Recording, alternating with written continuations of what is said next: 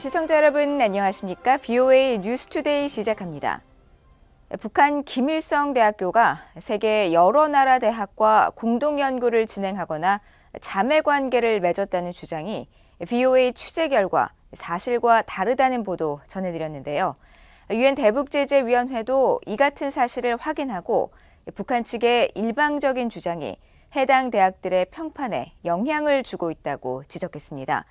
또 제재 위반 여부를 조사하고 있다고 밝혔습니다. 첫 소식 박승혁 기자의 보도입니다. 유엔 대북제재위원회가 길게는 70년 전 학술 교류를 진행했던 해외 대학까지 교류 관계를 맺었다고 소개하고 있는 북한 김일성 대학교의 주장은 사실이 아니라고 확인했습니다.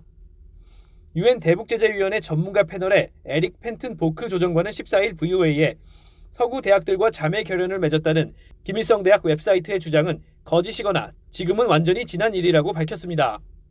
제재위원회가 몇 년 전부터 이 해당 문제를 들여다봤고 조사 결과 그렇게 판단했다는 것입니다. 또 김일성 대학의 이 같은 일방적인 주장이 관련 대학들에 피해를 줄 수 있다는 점도 언급했습니다. 이 같은 거짓 주장 때문에 서구 연구기관들의 신뢰성이 떨어지는 작은 평판 위험이 있다는 겁니다. 그럼에도 현재로서는 오해를 불러올 수 있는 이런 북한의 주장에 대해 취할 수 있는 완화 조치가 거의 없다고 지적했습니다. 보크 조정관은 대북제재 결의 위반 가능성과 관련해 북한 과학자들과 해외 과학자들의 학문적 파트너십에 대해 전문가 패널의 조사가 계속되고 있다고 밝혔습니다. 유엔 안보리는 지난 2016년 채택한 대북결의 2270호에서 유엔 회원국이 자국민을 통해 북한의 핵활동이나 핵무기 전달 체계 개발에 기여할 수 있는 전문 교육 혹은 훈련을 하는 것을 금지했습니다. 김일성대는 공식 웹사이트를 통해 유럽, 중남미, 중국 등 세계 여러 지역의 기관들과 자매대학 사이거나 공동 연구를 진행한다고 주장하고 있습니다. 그러나 VOA 취재 결과 대다수 대학들이 관계를 정리한 지 오래인데 아직도 자신들의 대학 이름이 포함된 데 대해 이해하기 어렵다는 반응을 보였습니다. 특히 프랑스 동방언어문화대학은 2016년 모든 교류가 종료된 후 대학 측의 목록 삭제를 요청했지만 아직까지 아무런 반응을 듣지 못했다고 말했습니다.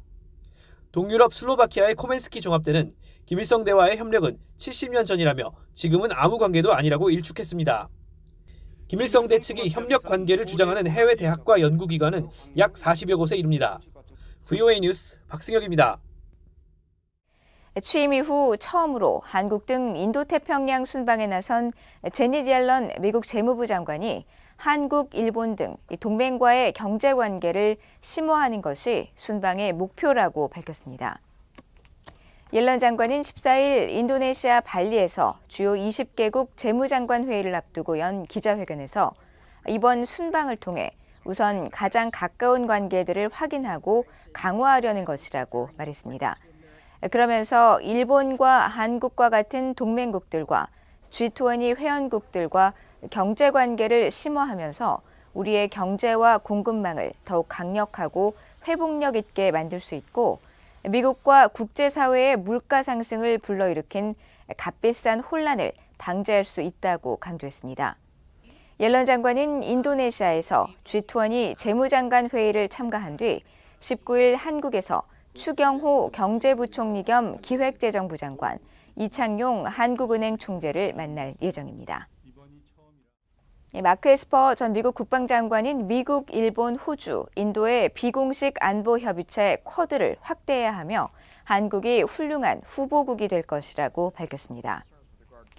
트럼프 행정부 시절 국방장관을 지낸 에스퍼 전 장관은 14일 워싱턴 민간연구소인 브루킹스 연구소가 주최한 대담에서 한국은 기술 강국이자 경제 대국이며 전략적 위치에 자리하면서 뛰어난 군을 보유하고 있다며 이같이 말했습니다. 에스퍼 전 장관은 일본의 핵무장 가능성에 대해선 미국이 일본에 해구산을 제공하고 있다는 점을 상기하며 일본이 핵무장보다는 한반도 군사 충돌을 지원하고 남중국해 또 동중국해에서 중국을 억제하는 데 필요한 전통적인 전투 역량 개발에 더 많은 투자를 하길 바란다고 언급했습니다. 또 북한 문제와 관련해선 트럼프 전 대통령이 북한과의 긴장을 일시적으로 완화한 점을 높이 평가하지만 북한 문제 해결을 위해서는 여전히 갈 길이 멀다고 진단했습니다.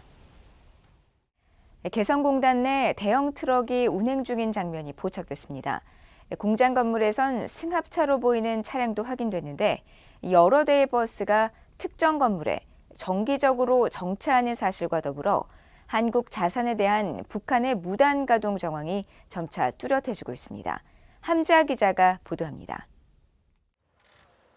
일요일인 지난 10일 북한 개성공단을 촬영한 플래닛랩스의 고화질 위성사진입니다. 개성공단 내 섬유 회사가 밀집한 사거리에 남쪽으로 막 우회전을 한 듯한 대형 트럭이 보입니다. 적재함을 포함한 길이가 약 12m, 폭 약 2m인 점으로 볼 때 18에서 25톤 중량의 대형 카고 트럭으로 추정됩니다. 개성공단의 한 건물에선 승합차로 보이는 차량도 새롭게 발견됐습니다. 개성공단 서쪽 지대에 위치한 한 화학공장 부지에서 발견된 이 차량은 건물 쪽으로 차체를 바짝 붙인 형태를 하고 있습니다. 어떤 이유에서 대형 트럭과 승합차가 개성공단을 출입하는지 알 수 없지만 북한이 한국 측 자산을 무단으로 이용하고 또 반출하고 있는 정황에 더욱 힘이 실리고 있습니다.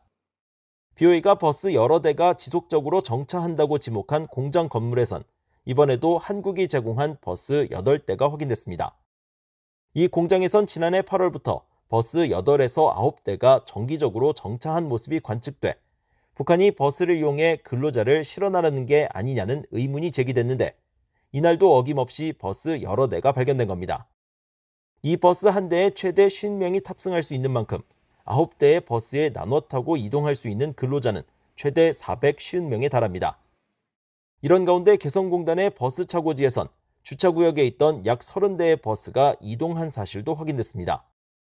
북한은 개성공단이 폐쇄된 이후 차고지 중심부 건물 주변 길가에 정차된 일부 버스를 이용하는 모습을 보였지만 주차구역에 있는 버스는 전혀 건드리지 않았습니다.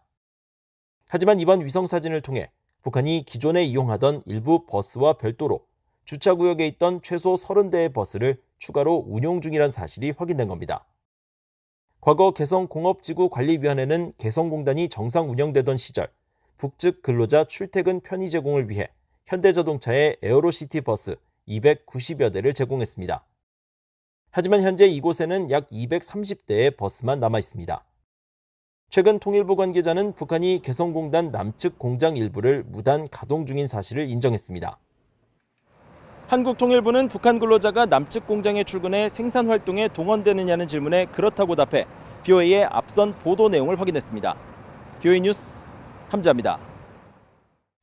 북한이 지난 2005년부터 2021년까지 54차례 사이버 공격을 가했다고 미국의 민간 연구단체인 외교협회가 밝혔습니다. 외교협회는 최근 발표한 사이버 위협 관련 보고서에서 미국의 4대 적국인 중국과 러시아, 이란, 북한 등이 지난 17년 동안 파괴적인 사이버 공격을 벌여왔다며 이같이 전했습니다. 북한의 사이버 위협을 유형별로 보면 첩보 관련 활동 38회, 금융 탈취 9회, 정보 교란 7회 등으로 나타났습니다. 보고서는 이들 국가들이 지난 10년 동안 주로 정치적 이익이나 스파이 활동, 사회경제기관 시설의 신뢰를 훼손시켜 왔으며 특히 북한 해커들은 한국은행과 통신망에 혼란을 일으켰다고 지적했습니다. 사이버 공격을 가장 많이 한 곳은 156건의 중국이었고 러시아와 이란이 각각 110건과 55건으로 그 뒤를 이었습니다. 이상으로 BOA 뉴스투데이를 모두 마칩니다. 시청해주신 여러분 고맙습니다.